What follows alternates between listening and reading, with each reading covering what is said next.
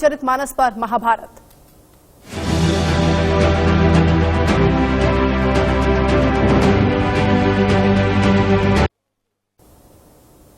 तो बिहार के deputy CM Tejashwi Yadav ने चुप्पी तोड़ दी है। जी हां, रामचरितमानस विवाद को लेकर उन्होंने कहा कि ये तो कोई मुद्दा ही नहीं है, बीजेपी के असली मुद्दों से ध्यान भटकाने की ये कोशिश है। जेडीयू आरजेडी में दरार नहीं है, महागठबंधन अभी तक एकजुट है। महंगाई और बेरोजगारी पर चर्चा क्यों नहीं करते, ये तेजस्वी यादव ने सवाल पूछा है। तो रामचरितमानस को लेकर क्योंकि लगातार उनसे पूछा जा रहा था कि इस पर तेजस्वी यादव का क्या स्टैंड है, उन्होंने कहा कि ये तो कोई मुद्दा है ही नहीं, जबकि भारतीय जनता पार्टी इस मुद्दे को जानबूझकर हवा दे रही है ताकि जो असल मुद्दे हैं उनसे ध्यान भटकाया जा सके। सवाल ये कि महंगाई और बेरोजगारी पर आखिर चर्चा क्यों नहीं होती है, तेजस्वी यादव पूछ रहे हैं। तो बिहार के शिक्षा मंत्री का जो बयान सामने आया उसको लेकर जमकर आलोचना की जा रही है। तमाम जो नेता है, भले ही जेडीयू आरजेडी के भी कई नेता है जो इसका विरोध कर रहे हैं और इसे व्यक्तिगत टिप्पणी बता रहे हैं, लेकिन तेजस्वी यादव ने इस मुद्दे पर ये कहा है कि ये तो कोई मुद्दा है ही नहीं। इस मुद्दे को हवा भारतीय जनता पार्टी की ओर से दी जा रही है। महागठबंधन में कोई दरार नहीं है। तो बिहार के डिप्टी सीएम तेजस्वी यादव ने रामचरितमानस के विवाद को सुलझाने के बजाय एक तरह से अपनी पार्टी के कोटे के मंत्री चंद्रशेखर का बचाव ही नहीं किया, बल्कि बीजेपी पर ही उन्होंने निशाना साध दिया। तेजस्वी ने रामचरितमानस पर सीधे सीधे कुछ न बोलते हुए कहा कि बीजेपी किसी अलग एजेंडे पर काम कर रही है और मूल मुद्दों से हटकर दूसरे मुद्दों को हवा दे रही है। जेडीयू के कुछ नेताओं के बयान और महागठबंधन पर दरार को लेकर भी उन्होंने कहा कि मुख्य नेता लालू और नीतीश हैं और कुछ बयानवीरों के कारण महागठबंधन की सेहत पर कोई असर नहीं पड़ने वाला। मानते हैं कि ठीक है, देश का सबसे पवित्र, आप किताब कह लीजिए, ग्रंथ कह लीजिए, देश किससे चलता है? मेरा मानना है कि देश का जो संविधान है वो सबसे पवित्र किताब है और देश जो है संविधान से चलता है और इस संविधान में सबको आज़ादी है कि भाई अपनी बात वो रख सके। लेकिन संविधान ये भी बताता है कि यहाँ हर धर्म का मान और सम्मान जो है किया जाना चाहिए। तो हम लोग हर धर्म का मान और सम्मान करते हैं। पहले ये लोग बात करते थे कि नीतीश कुमार जी को उपराष्ट्रपति बनाना है, फिर ये बात करते थे कि नीतीश जी को गवर्नर बनेंगे, फिर दोबारा बात करते थे कि केंद्र मंत्री बनाया जाएगा, एमपी राज्यसभा भेजा जाएगा। इस तरह की बातें होती रही हैं और आप लोग सब लोग जान रहे हैं कि इसमें बीजेपी माइंडसेट के जो लोग हैं ये इस तरह का साजिश जो है कर रहे हैं लोग। तो हम लोग, नीतीश जी, महागठबंधन जब से बना है तब से जो हम लोगों का उद्देश्य जो है, महागठबंधन सरकार लगातार नौकरी और जाति जनगणना जो हम लोगों का कमिटमेंट था उस दिशा में हम लोग जब काम कर रहे हैं, तो फिर से ये लोग जो है साजिश रच रहे हैं। और साजिश रचने में ये लोग क्या क्या करेंगे, मुख्यमंत्री जी और हम लोग अच्छी तरीके से जानते हैं। और उसी खबर पर ज्यादा अपडेट के साथ सहयोगी शक्ति हमारे साथ पटना से लाइव जुड़ रहे हैं। शक्ति, ऐसी उम्मीद की जा रही थी कि तेजस्वी यादव कुछ न कुछ शिक्षा मंत्री को लेकर कहेंगे, हो सकता है कि उनकी फटकार लगाई जाए, लेकिन उन्होंने तो बीच का रास्ता निकाला, बड़ी चालाकी से बचने की कोशिश की और बीजेपी पर ही सारा ठीकरा फोड़ दिया।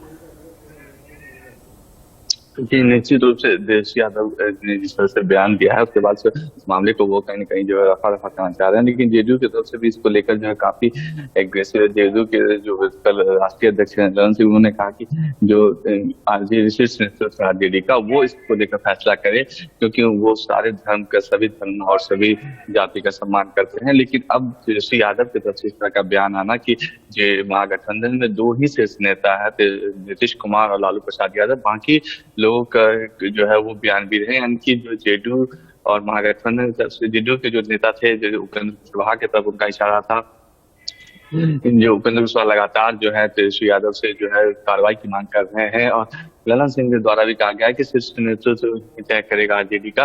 तो ऐसे में बड़ा सवाल है कि तेजस्वी यादव ने जिस तरह से कहा कि एजेंडा बीजेपी का एजेंडा है, ये बीजेपी 2024 को लेकर जो है मंदिर, मस्जिद, भारत पाकिस्तान और तमाम तरह के मुद्दों को जो अपना रहे हैं चाहती है और बीजेपी को जो है एक तरह से ये मुद्दा मिल गया है। महंगाई, बेरोजगारी, तमाम जो मुद्दे हैं उनके बीजेपी जो है उन सबको भूल चुकी है। ऐसे को लेकर जो आपको पता है कि तेजस्वी यादव ने बड़ी चालाकी से जो है तमाम जो मुद्दे थे, खास करके जो जेडीयू की तरफ से आवाज निकल रहे थे, चंद्रशेखर शिक्षा मंत्री के उनकी इस्तीफे की मांग की जा रही थी, इन तमाम बातों को उन्होंने कहीं न कहीं जो है वो पर जो है ठंडे बस्ते में डाल दिया और इतना तय हो गया है कि उस शिक्षा मंत्री है उस पर अब जो है आरजेडी जो है कोई कार्रवाई नहीं करेगी। अब देखने वाली यह बात हुई कि जेडीयू का के नेता जो है इसको खासकर उपेंद्र कुशवाहा, ललन सिंह अब तेजस्वी यादव के बयान के बाद जो है कि क्या मांग करते हैं। जी बिल्कुल शक्ति, भले ही बचकर निकलने की कोशिश तेजस्वी यादव कर रहे हों, लेकिन अभी बच नहीं पाएंगे, क्योंकि अभी जो सनातन धर्म की ओर से जो तमाम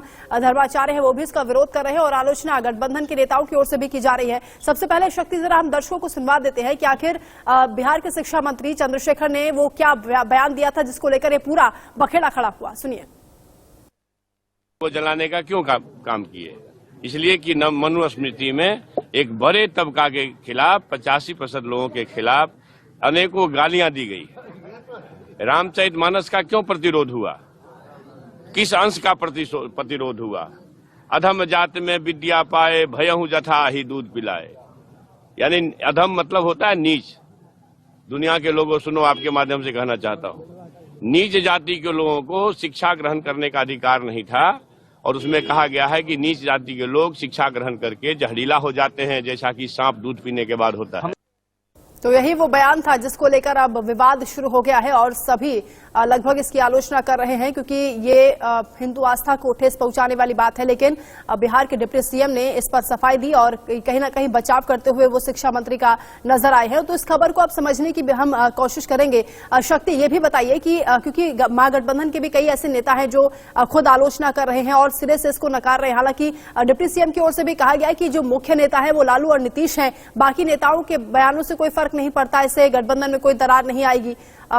किस तरह से इस पर आगे रिएक्शन होने वाला है, क्योंकि जो विरोध के सुर उठ रहे हैं वो अभी शांत नहीं होंगे?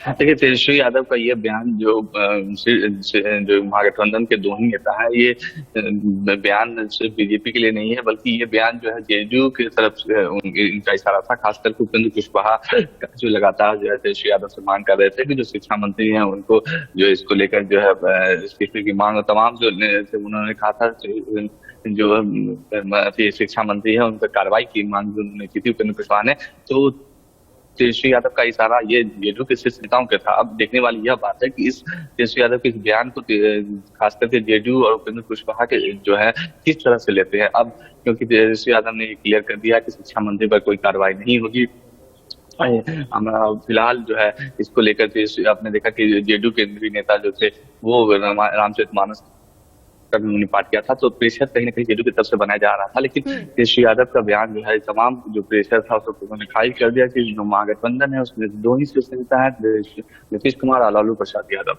और बाकी बयानवीर है। तो निश्चित रूप से जो मामला था फिलहाल जिस तरह से बीजेपी इस पर हमलावर थी, लेकिन अब मामला जो है जेडीयू और के बीच हो गया, खासकर उपेंद्र कुशवाहा के लिए। अब उपेंद्र कुशवाहा लगातार शिक्षा मंत्री पर कार्रवाई की मांग कर रहे थे, लेकिन तेजस्वी यादव ने बयान दे दिया है कि अब उन पर कार्रवाई नहीं होगी, सारा उन्होंने कर दिया है। तो उपेंद्र कुशवाहा के लिए की स्थिति जो होगी अब जिस तरह से वो बयान से क्या नीतीश कुमार की ओर से भी इस पर रिएक्ट किया गया है, क्योंकि ये बड़ा मुद्दा है और जाहिर है कि भावनाओं को ठेस पहुंचाने वाली बात है?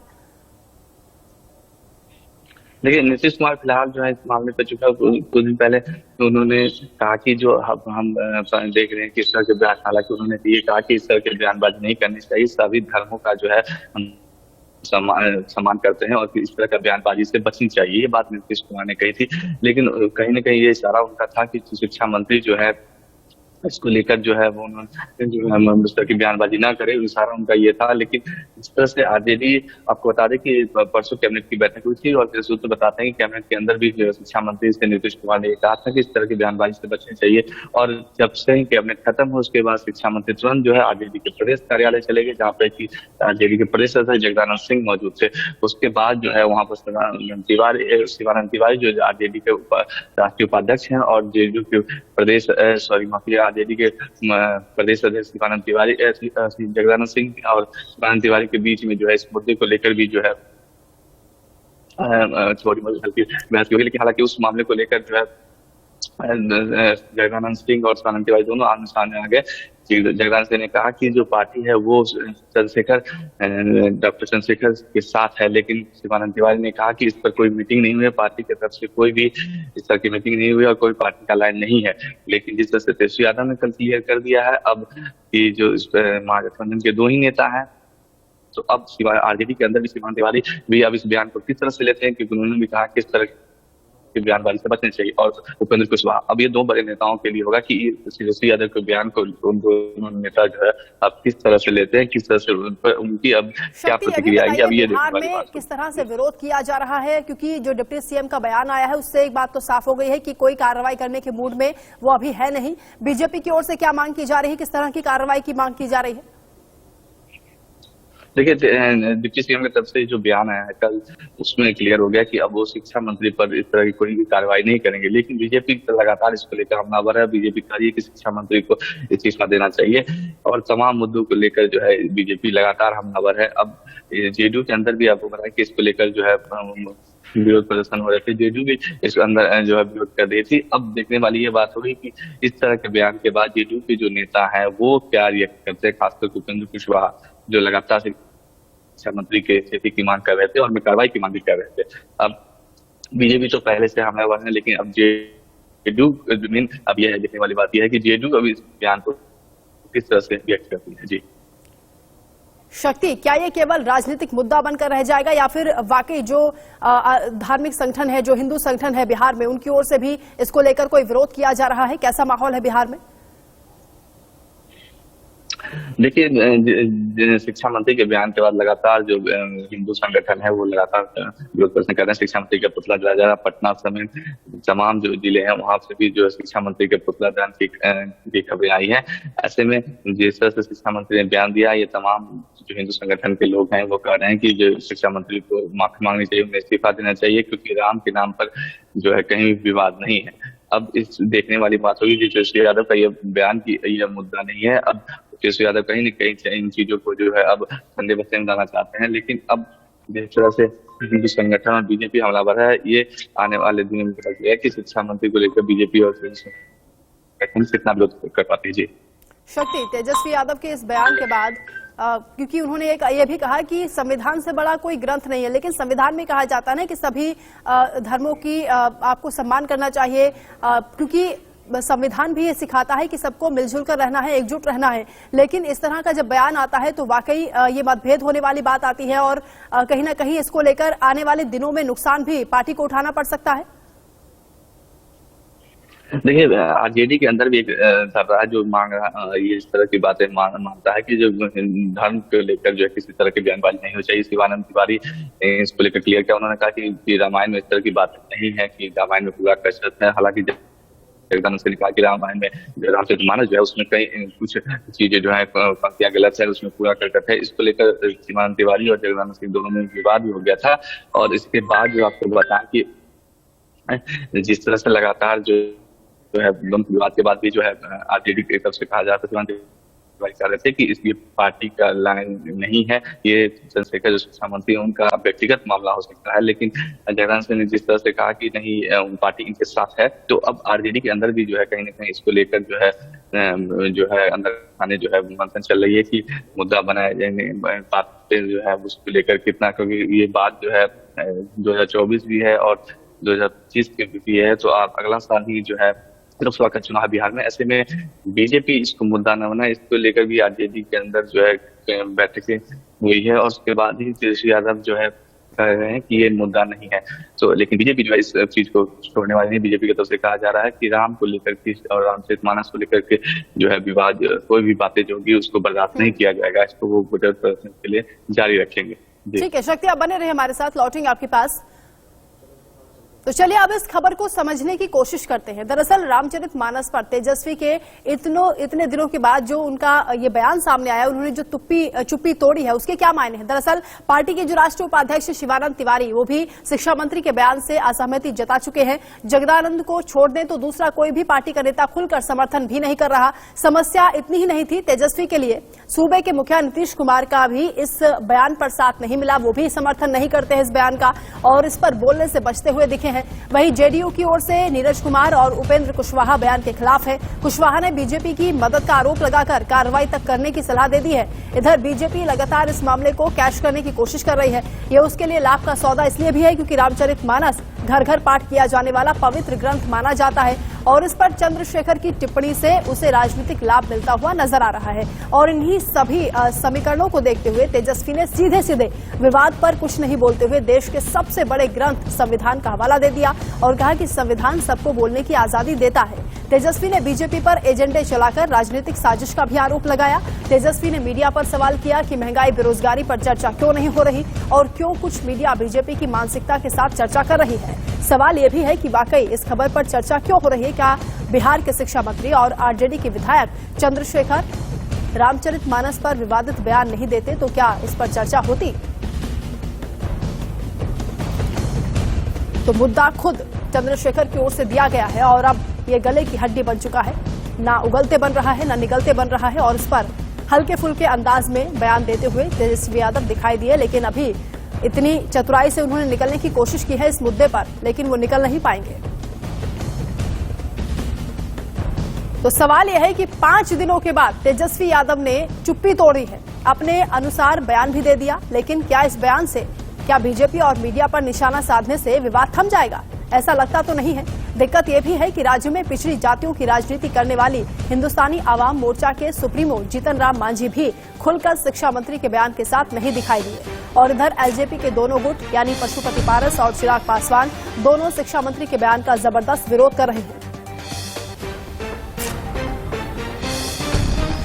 तो इस बयान के कारण मुख्यमंत्री की जातीय जनगणना की खबर भी दब गई है। वहीं बीजेपी के असमंजस के कारण इस पर बीजेपी बैकफुट पर थी, लेकिन शिक्षा मंत्री के बयान के कारण जातीय जनगणना की खबर अब दब गई और नीतीश कुमार को नहीं सुहा रहा होगा।